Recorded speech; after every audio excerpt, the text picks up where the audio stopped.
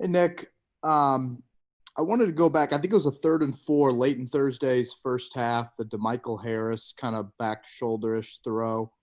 What did that play maybe say about your guys trusting him, Phillips trusting him, that it wasn't some gadgety jet sweep play? That was a big play down the field that helped you guys score on that drive.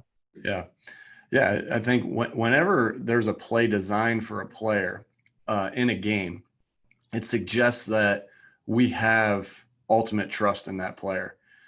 Because one, we designed it, we designed it for that player, right? He executed that play. For us to call it in the game would probably look good in practice. So he executed it in practice. And not only is it, yeah, it's like you said, it's all of us. It's Philip having trust in him. It's Frank having trust in him. It's myself having trust in him. It's Mike Groh having trust in him.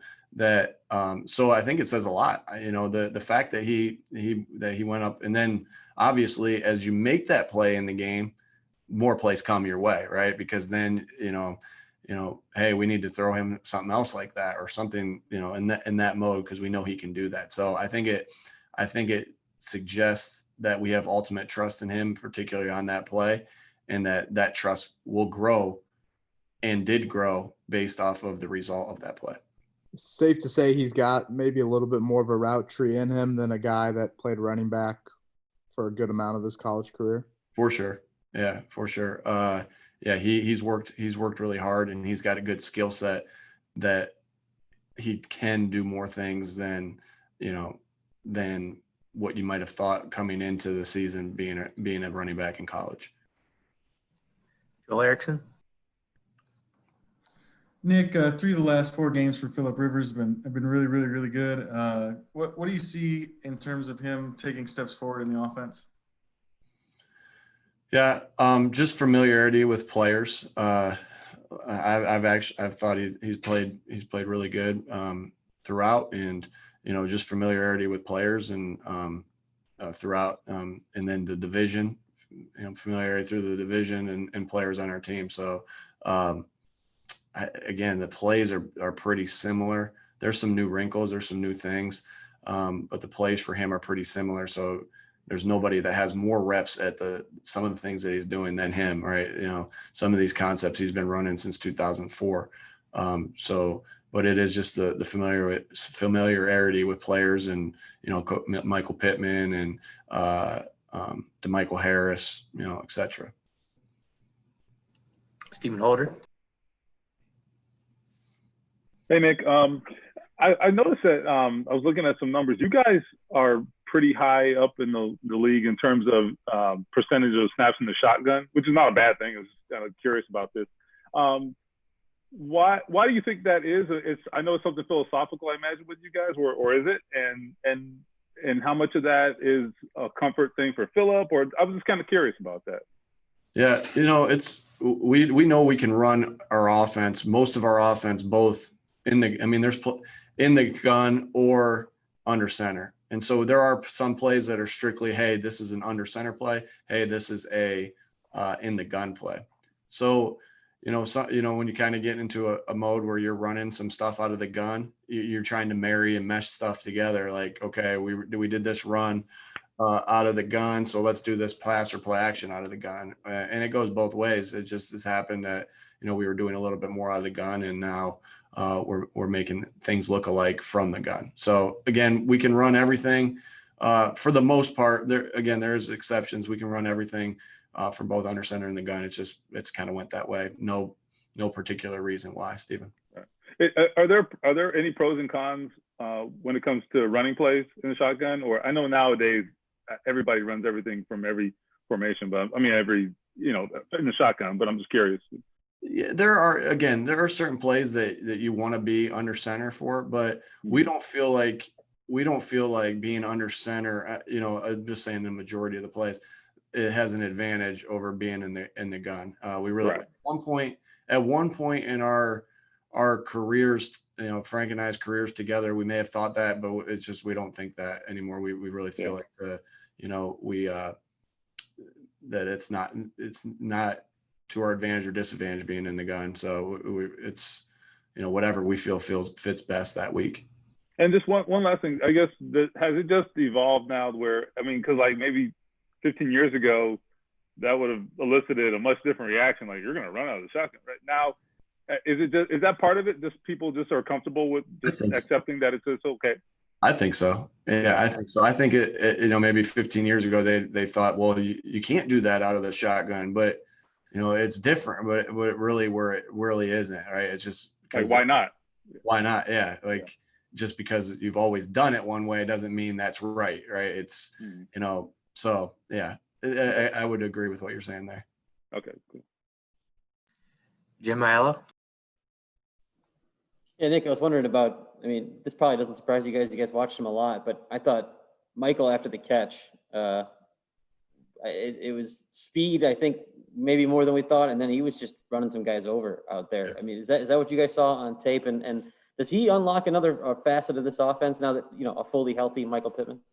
Absolutely. Yeah, absolutely. Anytime you get a good player doing more and more, that helps your offense. And yeah, we saw that in college where he could, he turns into he catches the ball and he turns into a maniac when he gets the ball. Am I allowed to say, does Darius have maniac trademarked? You might have to, Darius might be after you on that one. But he just turns into a wild man. How about that? When he catches the ball, and he's hard to tackle. He's a big man. He's hard to tackle. We talked about him a little bit. Larry Fitzgerald has this ability to catch the football and just not be denied. And there's some times, in our draft meetings that we said that about Michael, he's a big man. He's hard to take down. And sometimes you think about a guy who's really good after the catch in the terms of he makes you miss and he's killing you with speed, and Michael's fast and he showed good speed there. Michael's just got a different style about him, right? He's more of a, violent runner and uses his speed and uses as he gets going, he's a big body, uses his stride length to get going, which we've had guys like that in the past on our teams as well. Tyrell Williams comes to mind. He was kind of like that when he would catch some passes like what Michael caught. Just when those big guys get going, it's hard to track them down with the stride length that they have. So we thought we'd seen that in Michael, and that was one of the reasons why we liked him. And it was great to have it show up in the game on Sunday. And I felt like it showed up a little bit in the game the week before. A couple of the screens that he caught, he's tough to bring down and runs physical and violent. I know his dad probably doesn't listen to my interviews, but I'm sure his dad would be excited to hear that he runs physical, violent, with a purpose every time he touches the ball. So that's really exciting to know he has that element in him. Mike Wells. Hey, Nick, how you doing, man? I'm gonna ask you another Pittman question.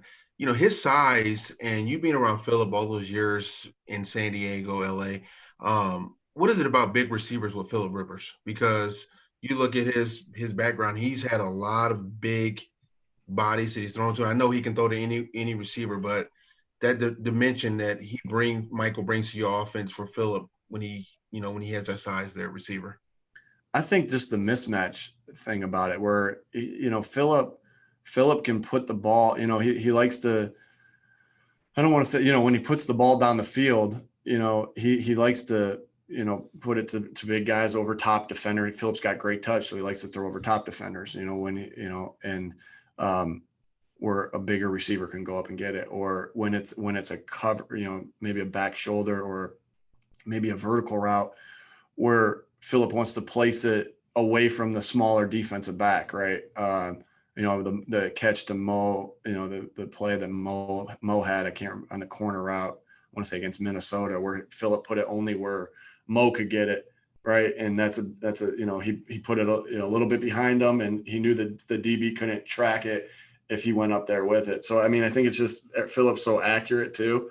He's got great touch. He's really accurate, and he's able to throw it away from DBs to where only his big wide receivers and tight ends can get him. So I think that's been one of the things, the accuracy of Phillip and the want to push the ball down the field and throw over defenders really comes to my mind as I think about the big receivers he's thrown to in the past. And I'm gonna ask a follow-up question since we had an extended wait for you today. People look at T.Y. Hilton's stats and they say, okay, he's 31 years old. Is it a matter of him slowing down, or is it a matter of just how your offense is, where the ball is going to go to whoever is open? Yeah, I think it's more, the latter, what you said. It's a style of our offense, right, where the ball goes to who's open, and we're designing things for TY still, and he demands a ton of respect on the field.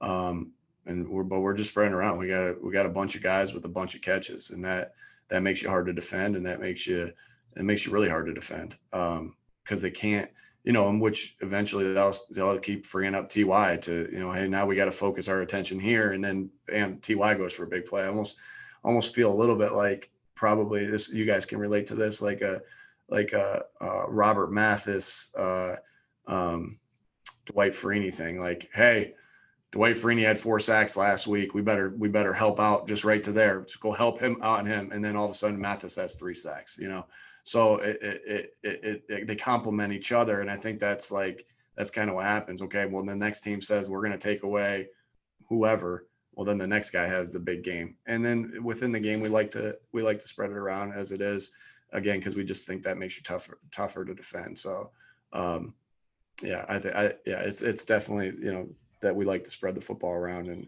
get going, because I don't see a decline in TY. But that's also easier said than done too. I mean, you're talking about a receiver who, since he came in the league, has been essentially the number 1 receiver on his team. Do you and Frank or Philip have to talk to TY about having to adjust to that? Because, to the eye of the guy looking at the stats, and you're like, T.Y. Hilton's off to the worst start of his 9-year career. Sure. Yeah, you know what? I actually haven't had to talk to him about it. I think TY is such a good teammate and such a good person. And that doesn't mean he doesn't want the football. That's not at all what it means. He's just a great teammate and understands that teams try to take him away, and that frees other people up. Still our job to get him the football and because he's such a great playmaker and the things that he can do. But again, I think TY is just a great teammate too. Again, I know he wants football, and we got to give him the football again, but a great teammate. What a great teammate TY is. All right, to understand that and how that flow has been going.